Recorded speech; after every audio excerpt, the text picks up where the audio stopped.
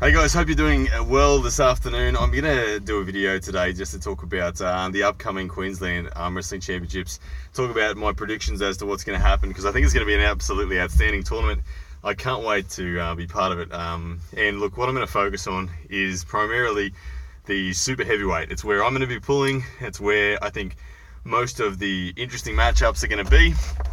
And I think there's going to be some really big matches, and it's going to be very hard to predict. So if we look at who is coming from Queensland, that in itself makes it an unbelievable tournament. I don't believe top line interstaters like Ryan Scott are going to be able to make it this year, but even without those guys in attendance, it's going to be a huge tournament. So first of all, there are already a massive bank of sort of mid-level talented experienced arm wrestlers that are going to be able to put significant amounts of fatigue on anyone who is in this comp. So people like Adam Stefanik, people like interstate guys like Tim Graham I know is coming. I think Mario Timbarkas is coming. You've got guys like Torben from Queensland, Big Louis, Big Marcus, all these guys that are weighing in at like sort of 120, 130 kilos that honestly, if you ended up in a match with one of them, your day is going to be wrecked. You're not going to be feeling too fresh going forward. People like Sean Hennessy, all those sorts of guys put huge tax on your arm. So what I think is going to come down to is the seedings in this thing. Now, to explain the seedings for the bunch of Queenslanders that I'm anticipating to be in this comp, number 1 seed is going to be Doug Fatafi. Number 2 seed is going to be Danny Tesh. Number 3 seed is going to be me. Number 4 seed is going to be Lachlan Adair. Number 5 seed will be Jordan Davis. Number 6 seed will be Tom Uglosha. That will be the heavyweights. I don't know whether people like Grant Tolentino are going to be throwing their hat in the mix in the heavyweights as well. I don't think it's going to happen. I think Grant, if he pulls, will be in the under 95s. But all that being said, the super heavyweight matchup is going to be epic. Now, picking a winner in this bunch isn't so straightforward. I think that because of the seedings, we're going to see some matches at certain stages of the tournament that are going to really determine the overall result. So looking first of all at, say, Doug Fatafi, as the number 1 seed, Doug in the quarterfinals is going to get one of those mid-level guys. He's going to get through his quarterfinal, no dramas at all. I don't think there's any of those mid-level guys that can really put that much tax on Doug. The best of the mid-level guys like Adam Stefanik, Sean Hennessy, Doug will walk straight through those guys, no dramas at all on the right arm. So Doug's going to get through the quarterfinal. Who's he going to meet once he's in the semi? Okay, he's going to meet the winner of the 4th versus the 5th seed. Now that's Lachlan Adair versus Jordan Davis. So Lachlan Adair versus Jordan Davis, look, it's highly likely that it's Lachlan Adair. Lachlan's form at the moment, his strength at the moment is unbelievable. But the thing is, Jordan is probably one of the most, if not the most, dangerous arm wrestler in the pack that could really upset anyone's day. If Jordan gets your wrist back, he's not going to be easy to pin. People have been flop pressing him. That's about all that is happening on people beating Jordan. But what's going to happen, even though I'm pretty damn certain that Lachlan Adair is going to go straight through Jordan, Lachlan's hand could be slightly fatigued. So you've got Doug Fatafi then taking on Lachlan Adair in the semi-final. Now, on the other side of the draw, number 2 seed being Danny Tesh, he's going to take on another one of those mid-tier guys in the quarterfinal. It's not going to be too difficult for him. Me, as the number 3 seed, I would likely take on Tom Uglosha as the number 6 seed in my quarterfinal. Now, I think I can get through Tom reasonably unscathed, but there's probably going to be a little bit more tax on my arm than there would be on Danny's arm, depending on who he gets. But he could get someone big like a Marcus or whatever. But what that means is Danny Tesh versus myself in the other semi-final, if all pans out that way.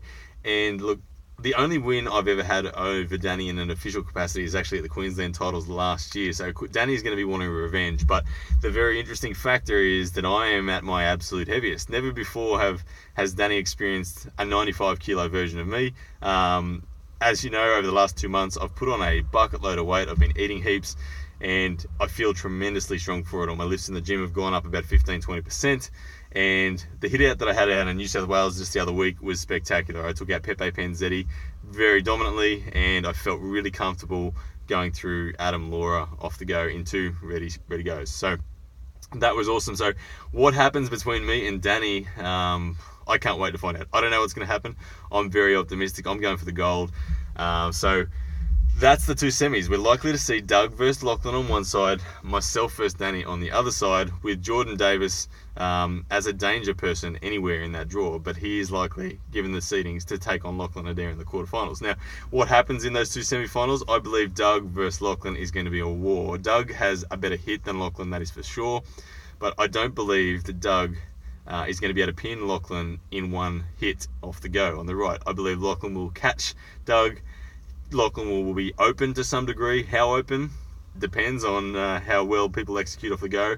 And I'm finding it really hard to pick a winner on the right arm here because it could go either way. I genuinely think that what's going to happen is Doug's going to hit, Lachlan's going to catch, he's going to be somewhat open. Now, what's going to determine the winner is how open Lachlan is, and also if Doug stays tight. If Doug stays tight and hits number 2, 3, 4 hit from a tight position, Doug will get the pin. But if Doug drops his body below the table in that initial hit and Lachlan separates him from his shoulder, I believe Lachlan will go on and get the win. But that one is going to be a war. There's no way is that one going to be a straightforward match. I think that it is going to be an absolute war. Now, that's a good thing for the other side of the draw, being myself and Danny.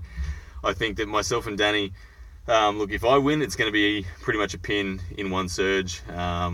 It'll be taking Danny's wrist and slowly getting through the pin like I did last year.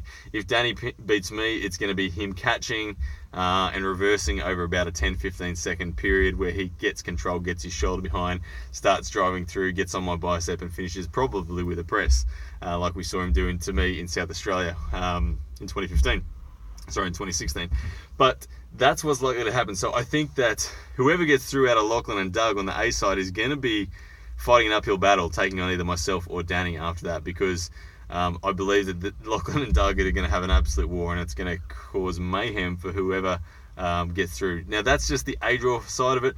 I think that even despite that, let's say Doug gets through. If Doug gets through after a war with Lachlan and he has me or Danny, I think that, look, if it was fresh versus fresh, Doug is the man. He's going to beat me or Danny, highly likely. But with a 95 kilo version of me, or with the form that Danny Tesh is in, a fatigued Doug after a war with Lachlan, again, anything could happen there. And I wouldn't be putting it past either myself or Danny getting through Doug if that's the scenario. And that's what I'm hoping for. I'm hoping to clean that up. I'm going for the gold. And look, but that's just the A draw side. Once we've got the A draw, we've obviously got the B draw as well, where again Jordan's in the mix, people like Sean Hennessy's in the mix, and of course Lachlan Adair, Danny Tesh, all myself or whoever those losers are of that A draw are still fighting it out down there. So it's not going to be a simple tournament. This is going to be a epic battle that's going to go down to the wire between likely 4 big names. Jordan Davis, as I said, is the wild card that could muck up any one of our days, but I do believe the draw will see him take on Lachlan Adair in the quarterfinal. So I think that could be the case. But whoever gets Jordan, I know Jordan obviously has the goods to take my wrist. We've seen him take Danny's wrist. We haven't seen him take Doug or Lachlan's wrist. But if Jordan manages to put on some weight between now and Queensland's and he's feeling healthy, he's not down at 75 kilos, he's up around the 85, 86, 87 kilos, he is going to be a lot harder to handle. But it's going to be a cracking tournament. Make sure you are there at the Ekka August 13th. It is going to be a tremendous tournament. I can't wait to be there. It's going to be an awesome warm-up for myself and the Justin Bishop match later on in October. So, awesome, guys. Hope you tuned in. I hope you enjoyed that. And I don't know, I'd love to hear your opinion on what's going to happen as well. I know Lachlan Adair is backing himself. I know Doug's backing himself. Danny silently always backs himself. You know I back myself. It's going to be a good tournament. Cheers, guys.